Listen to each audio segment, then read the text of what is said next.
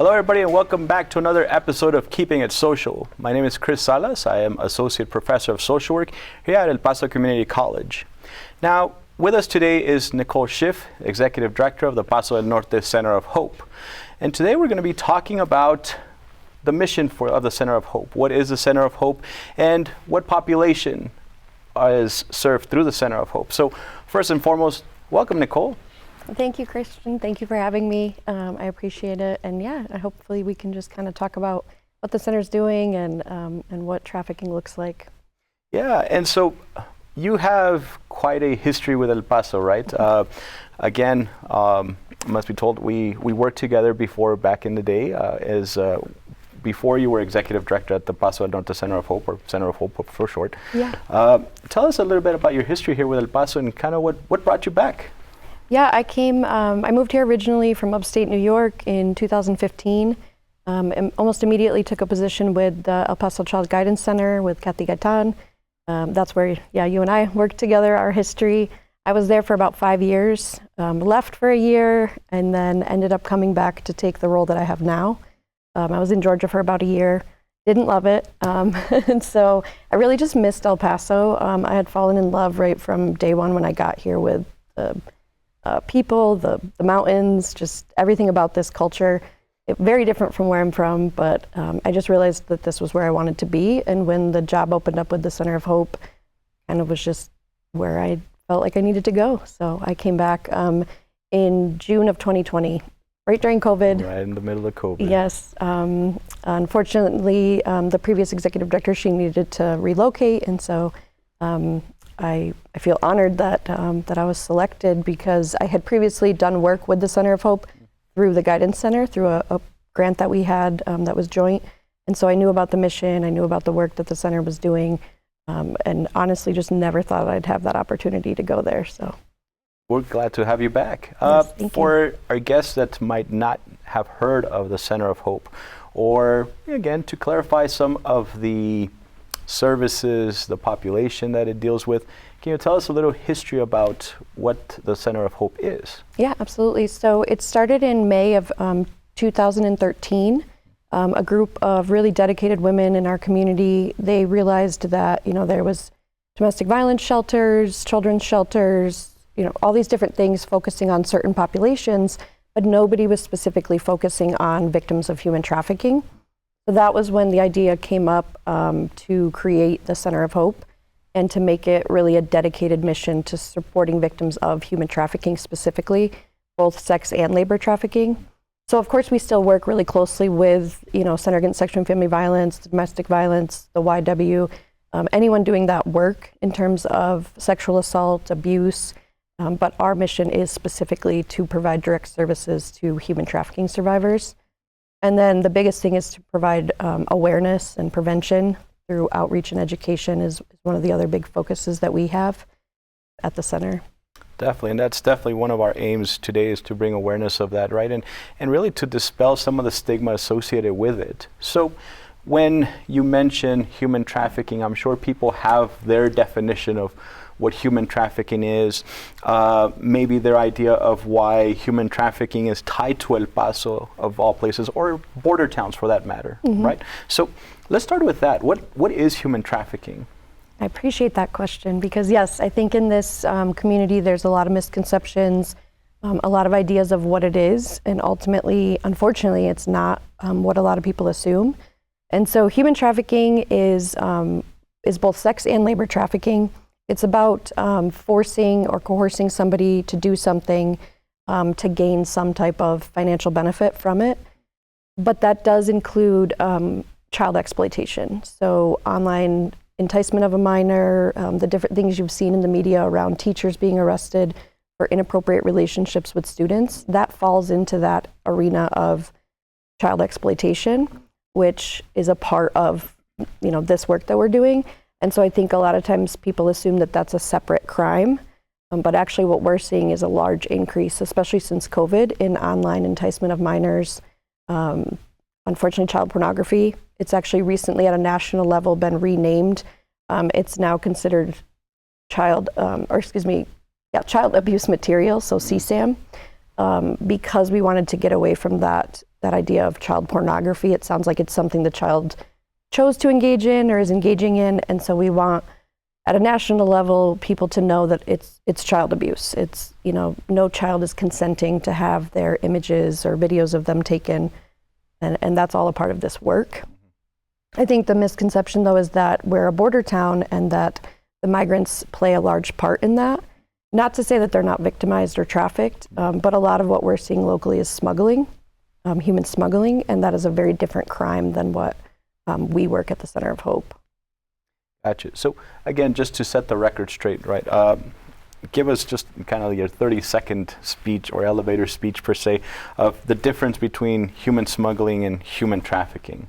Yeah, of course. So trafficking is never voluntary. Nobody signs up to be trafficked. Smuggling, on the other hand, is voluntary. A lot of times an individual is paying somebody to get them out of their country and take them to another country, where smuggling also has to involve the person being moved from one country to another. With trafficking, that doesn't have to happen. There's no need for the international crossing of a border. Last year, the clients that we served 211 clients. Of those, 92% of them were U.S. citizens. Oh, wow. So the proximity to the border had no impact on why or how they were trafficked. However, we do see that a lot of times when people are being smuggled, by a coyote, they then go through victimization. So there's the likelihood that they can then be victimized and be trafficked, but it starts out as smuggling. Gotcha. So smuggling could potentially lead to trafficking and victimization. Yeah, Gotcha. Absolutely. And especially once they're in the U.S., for example, they're vulnerable, and traffickers play to vulnerabilities. They look for people who need something from them, whether it's shelter, money, a job, and they offer them those things. And so when somebody is smuggled into the country and they have potentially no family, no support system, no income, that's when a trafficker, might reach out. But ideally, or unfortunately, it's happening here locally with or without the border. They're both very lucrative crimes, and they both involve people. So I think that's where a lot of the confusion comes into play. Gotcha. They're both part of the organized crime network, but yeah, they are very legally, from law enforcement perspective and from an attorney's perspective, they're very different crimes. So. And thank you for clarifying that, because I think from speaking and being in the community, like you said, right, we hear a lot about the influx of migrants coming in through our borders, and I feel that maybe sometimes the terminology gets blurred, right? That you throw immigration, immigrants, refugees, asylum seekers, coyotes, and things like human trafficking and human smuggling, and everything just kind of gets thrown into the same pot. Absolutely. Right. But we, like you said, we need to make sure that we really sift through that and understand the differences of the crimes that are being committed, because, like you said, they are crimes. Absolutely. So, other than so this really states that these are things that could be present at any town, right? Not just because we're a border town. If I recall, I believe reading somewhere that major events, so for example, the Super Bowl, right, where you have, or the NCAA college playoffs, either basketball or football, that because you have such a large concentration of people in one place, right, that not just the local or the locals, the people that reside in those cities, but you have such an influx of people coming from various parts of the country, that these tend to be hotspots for human trafficking. How much truth is it to that? There is truth to that, some truth. For sure, the Super Bowl, we know that, law enforcement goes out ahead of time, undercover, looking for those things, because whenever there's an increase in hotel stays, whenever there's going to be, like you said, people in, in a region like that, in an area that they can focus on, and unfortunately, I will say it's male-dominated. So, yeah, the Super Bowl obviously draws in a large number of males, and traffickers will move victims to hotels in a way to sell them or to sell them online. So there is an increase, but it's something I think that law enforcement luckily has really honed in on and cracked down on. I can't speak though nationally to how much of a trend it's been or the change, but I do know for sure, yeah, that that people are aware of it and mindful, and that law enforcement does what they can ahead of time to prepare for it. But there's a demand, and so traffickers know that they can go to that region during that event and potentially meet that demand. And it is unfortunate, but yeah, there is some truth to that. And definitely, we don't want to focus just on one aspect of things, in this case being that of sex labor, right, or sex work, because there's many other aspects of it, like you mentioned, not only sex, but labor, and then like you mentioned, even talking about children and child exploitation. So I feel that people will have a good grasp on, and maybe that's not the correct terminology, but that they might feel that anyone going through or being a victim of human trafficking automatically falls under the sex labor, right, or sex trade. But like we said, there's also the labor and then the child exploitation, like you said. So let's touch on the other two, for example. And let's talk about now the labor trafficking or the labor service. What does that look like, and what would that entail? So the labor one, like you said, yeah, it's absolutely just as important. It does happen. I will tell you it's significantly underreported. A lot of people involved in labor trafficking don't realize what their rights are, don't realize, the minimum wage requirements, what certain documents are needed or not needed. And so a lot of times they don't report. The reason that they're doing whatever they need to do and taking a job is typically to support themselves or their families. So they do whatever they're told. They do what they have to. But we see it a lot with construction sites, private corporations, even people who the hotels will use cleaning companies, as contractors. And sometimes the cleaning people can be involved and not being paid appropriately or correctly. And then additionally, locally, what we've seen is massage parlors, which is a little bit of both. It's sex trafficking and labor trafficking, because those women are forced to work, 12 to 14-hour days, 7 days a week with very minimal pay. Sometimes all that they're paid is their space for them to live in, is their payment, or sometimes tips, cash tips. And so they're forced to provide certain services during the massage, per se. And then, so that's the sex side of it. And then the labor side is that they're significantly underpaid and very much controlled in terms of threatening, they speak Mandarin, nobody here is going to understand you.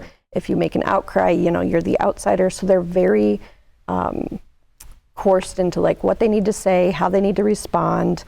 But unfortunately, it's both sides. So that's something we're seeing here a lot. You might have seen in the news, the El Paso County Attorney's Office has a specific program, a grant-funded program, to help try to shut down some of these parlors from a non-criminal perspective, for licensing issues, and it's around nuisance abatement. So going after the landlords who are renting to these people.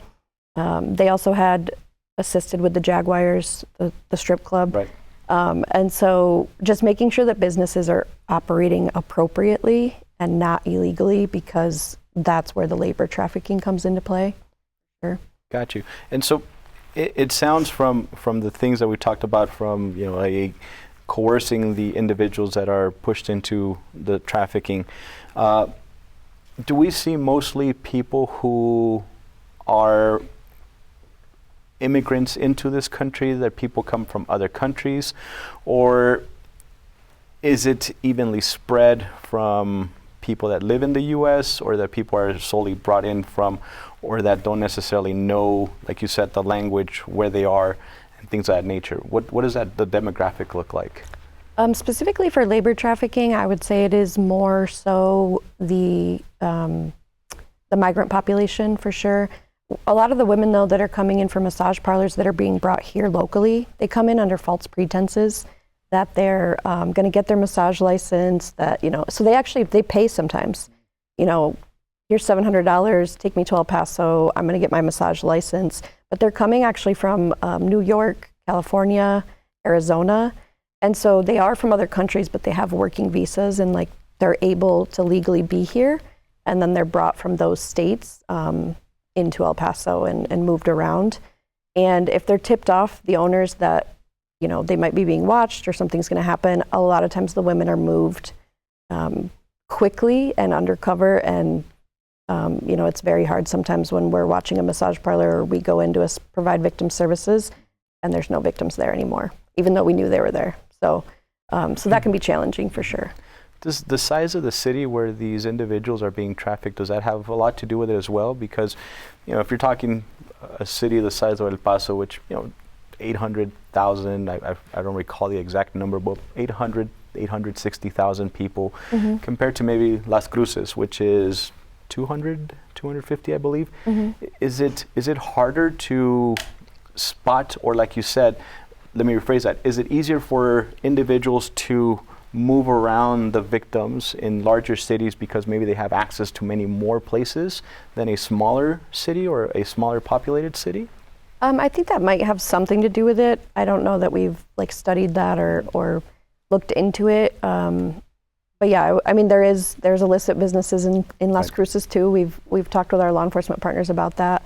I will say it's happening in every city, but yeah, I think sometimes the bigger cities, these victims are lost in the population in the city. And yeah, like you said, traffickers have more access, more resources, and potentially more partners in the game that we aren't aware of because of the size of the city for sure. I know in Houston and Dallas, it's just as prevalent, if not worse, where they are because of the size of the city. So good. And again, not to put our first responders on the spot, but could also the shortage of police officers, the shortage of deputies, could that also affect that? Absolutely. I think sometimes even when we ask for a response from police or to have police be, patrolling or looking out, that sometimes I know it can be very hard for them because of how understaffed they are. Their local PD is working to go in and make sure that hotels are training their employees, because that is a mandate, a federal mandate that all hotel employees have to be trained on what to look for and how to identify trafficking. And so I think our local PD has been really trying to focus each location going in and making sure that that's happening in an effort to be preventative. And so even though they're understaffed, I really appreciate that they're taking that so seriously and still trying to do that work.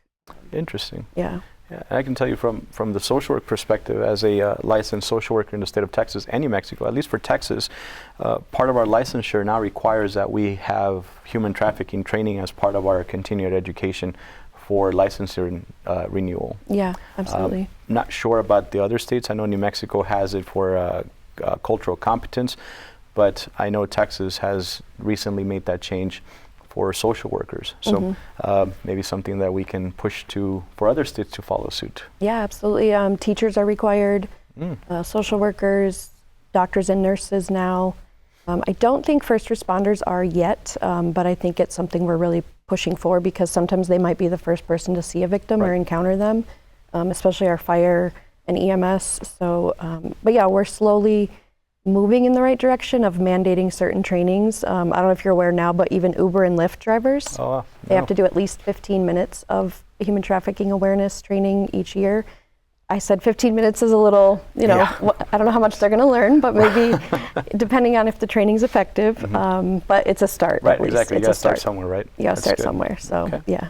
So, moving on to that third category that we were talking about, that the child exploitation. Talk to us a little bit more about how that looks like and what that entails. So that's the worst one. It's ultimately the hardest one for people to talk about, for people to hear. I think a lot of times people want to, just turn a blind eye to it and not openly realize or talk about the fact that it's happening. But since COVID, both locally and at a national level, there's been a huge increase in online exploitation of minors. We just last week, a report came out from the National Center for Missing Exploited Children, which is we're the local community partner, NCMEC. There was in 2023, 35.6 million reports of child basically enticement and pornography. So that's huge, and it was a very large increase from 2 years prior, and that's what we're seeing here locally as well. So a lot of youth engaging through social media, online, chats, different things. We've seen Instagram used, Facebook, TikTok, you name it. Sometimes we don't even know the app. They teach us when we're working with the youth. They're like, "No, miss, I was using this app," and so that's a little concerning too. That the youth know these apps better than we do. Yeah. And we work with some of our national partners, and we really advocate that those apps need to be held accountable to some extent. Recently TikTok was, on the Congress floor, and just really making sure and advocating that like everyone plays a role in this. And so the youth just sometimes I don't think realize what they're engaging in or the extent of what it could mean for them. So they'll send these photos. It's a lot about grooming though with the youth. It's so much grooming, and then the other piece to the child exploitation is we've seen an increase in familial trafficking, which is when a parent is involved. Oh, wow. So we've worked locally a number of cases where the father was the one trafficking their child, or the stepdad and the mom were involved and knew about a 16-year-old girl, a mom who was paying or having men pay her to have sex with her daughter so she could make an income. Like, it's just, those ones are the hardest, I think, to work and to hear about, because how do you explain to the youth, like, the person they should trust the most, their parent, is ultimately the one who victimized them or put them in that situation. How are they supposed to trust anyone else after that? And so those are, I think, the ones that really, like, I focus on my team and their self-care because of what they have to hear. So yeah, there's been a huge increase. Last year we served 127 youth under the age of 18. Our average client age right now is 14. Wow. And our youngest client locally is 9. Wow. So yeah, sometimes those are things people just, they don't want to hear, because it's hard, and I have so many people tell me, like, I have kids and the kids you're talking about are the same age as my children. And I'm like, so isn't that a even better reason to get educated and become aware? Yeah. Just for the sake of everybody knowing, being on the same page, when you mention grooming, what does that mean? So that's a term, obviously, that we use, but we're really trying to work with youth around that as well. There's that idea that back in the day, kids were kidnapped, and that's how they ended up in trafficking situations. We don't see that as much anymore. We see it where the trafficker or the predator, ultimately they're predators, will engage with the youth in a conversation. Just a basic, how are you? And start to build trust with them, a relationship. And that's when it turns into something more. And so they're grooming them to get them to where they want them to be, in terms of whether it's sharing photos, videos, meeting up with them. The youth are smart enough that if someone says, hey, meet me, at this house at this time, like, they're not going to go. But if over the course of a few weeks or a few months, they've been communicating with this person daily, the person checks in on them, maybe they don't have as much attention at home, they're looking for attention, they're going to start to build a relationship with that person. The inhibitions go away. Yeah. And so sometimes the predator portrays themselves as a youth the same age, which is very hard also. There was a local math teacher. He's going to serve life in prison because he was chatting with other boys or with boys on social media and through video game apps and chats, and he portrayed himself as one of them, as a 15-year-old boy. He would then, hey, is your mom working? We should get together to play video games. And then when the youth would go, obviously it was not a 15-year-old boy. So there's that avenue, and then there's the side of the predator, I'll be a father figure for you, or I love you, I care about you, we're in a relationship. Those are hard too, because the youth doesn't want our help. The youth thinks someone loves them, they're in a relationship. They don't want to hear from us that that's not how that works. That we know as adults, if the youth is 14 and the person is 34, that's ultimately not a healthy relationship. Right. But explaining that to a youth who maybe has no experience with that, maybe they didn't grow up in a setting where they saw that, or they've actively been looking for that love and affection, to them it's a relationship. Gotcha. And so definitely, again, maybe part of the conversation that people don't want to hear, but it sounds like the involvement of the family is key. Absolutely. Right? So what would you tell families in regards to that? Of, obviously we want to give the independence to our kids, right? At a certain age, and it gets to the teenage years, again, myself included, right? Where you want to give them their space, but at the same time be vigilant, right? So what tips would you have for parents in that regard? I think it goes, like you said, we were all young at one point. So how did we talk to our parents about, teen pregnancy or drugs? It's the same thing. It's about just having that hard conversation with your children. But but it's just a change now. It's online, like checking their privacies, talking with them about it. We've seen where youth download the app, and unfortunately most apps, the privacy settings are set to public by default. So if a youth downloads one and they don't know enough to check their privacy settings, their cell phone might be easily accessible to the public. We've seen that where a youth was texted to her iPhone, to her phone number, from someone who got it off her Instagram because it was set to public. And so we ask parents, or guardians, please, don't take it away from them, don't prevent them from having it, because we know we were youth at one point. Right. When you say no, the youth is going to do the opposite. Right. When you tell them they can't have something, they're going to find a way around it. Mm-hmm.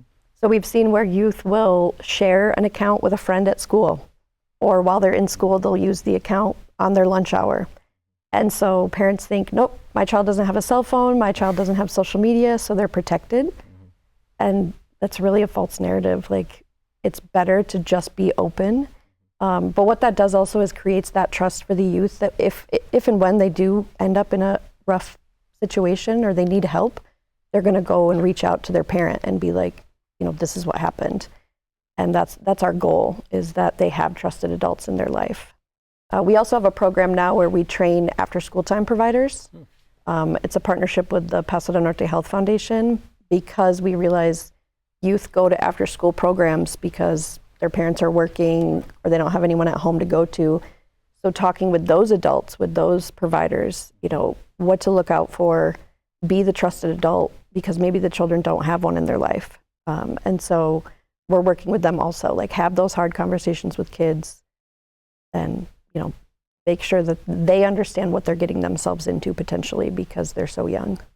Excellent. And we'll definitely get into more of the specific services that you all at the Center of Hope bring to the community. But it really sounds like you're tackling this from various aspects, right? In different mm-hmm. perspectives, not only from the service you provide to the survivors and the victims, but then also a preventive piece, mm-hmm. right? Where there's training involved for, like you said, even after school providers, even law enforcement and other entities. So what else could at least parents do, right, other than be vigilant, and even just community members at large, right? I know your website has it's a great resource. It has some of the red flags that people, even in the community, right, can be vigilant about and look at. But what would be some of the key flags, or what could be some of the key things that someone can look out for if they suspect that this is happening in their community, in their neighborhood? Yeah, great question. So we tell people that focus on the people that are already in your life, because typically there's going to be some type of change. If you see a stranger, you're not going to know if they have a change in appearance or if their personality has changed. And so, but if you're, engaging with your coworkers and with your children and your children's friends, and you see a difference in their appearance, whether good or bad, maybe they're dressing more provocatively, they all of a sudden have new items, and you think, like, where did that Michael Kors bag come from? Or where did those new Jordans come from? Because historically, maybe that wasn't something their family could afford, or that it's a lot of gifts that we see. Also children or adults with multiple cell phones. If a youth has a cell phone that their parent didn't get for them, there's a cause for concern. Where'd that cell phone come from? And a lot of times the predator or the trafficker will say, like, this is how I will reach you, you must answer it. They'll have the GPS location on so that they can track where the person is. And so that's extremely concerning. We've had parents come to us and say, they have the cell phone we gave them, and now they have a second cell phone. And the youth, typically the answer is, my friend gave it to me. Right. So I joke, when we train with youth, I say, you guys have really nice friends, because my friends don't give me right. cell phones and Michael Kors bags. So pay attention to those things. And then sometimes, though, the youth will disengage. They'll become very isolated, and that's because of the control. If they start, going into their room and shutting the door, and they're constantly needing their cell phone, and they're making sure it's charged, and they're very protective of it, that could be a cause for concern. We've had neighborhoods too where people say, that house, people just keep coming and going. Right. And so we say, if you see something, say something, mm-hmm. Because you never know. And it could be nothing, it could be they're Right. popular, you know, Right. but it could be something. So there is, you know, a 1-800 number that we use and that we rely on, and that people can make anonymous tips for that. But yeah, just paying attention really to like your surroundings and the people around you. The massage parlors are a little easier, you know, if you only see male clientele always going into a massage parlor and the windows are tinted and you can't see inside. If the open sign is on till 10 o'clock at night, those are a little bit easier. But yeah, the exploitation of youth is a little bit harder because these kids are walking among us every day. They're coming and going to school and they're being trafficked on the side. They're being exploited through their cell phone. And so just paying attention to like changes. If they were getting really good grades and, you know, engaged in a bunch of sports in school and now they're failing or their grades are dropping and they don't want to engage in sports anymore, that's a cause for concern. Definitely. And, you know, we all have our spidey senses, right? That if something feels like it's off, more than likely it's off. It's off, yeah. Right? Like you said, something that shouldn't be isn't, and it's probably off. And like you said, we got to err on the side of caution, right? That if we see something, like you said, report it. It's not our job to go out and investigate. It's not our job to, you know, be the inspector, so on and so forth. But really to make that call if need be, whether it's to a hotline, whether it's to the police department. Again, just be vigilant. Yeah, right? absolutely. And so, first and foremost, I'd like to thank you for taking time out of your busy schedule and laying down a great foundation in the conversation and really about bringing awareness about the topic, the misconceptions, kind of the myths versus the facts, right? And I would love to have you come back and have a conversation about the actual services that the Center of Hope provides. Yeah. And again, some of the challenges that you see present here in our community. So maybe we can finish that part off. 2. Yeah, definitely. So with that said, thank you everybody for joining us again, letting us come into your, whether it's your computer, your TV at home. And remember, I mean, the aim of this show is we're not playing one side or the other. We really want to bring awareness about the different issues and the different topics that are relevant to the El Paso community, like human trafficking and some of the other aspects and other issues that we've brought. At the end of the day, really what we're going to do is just keep it social.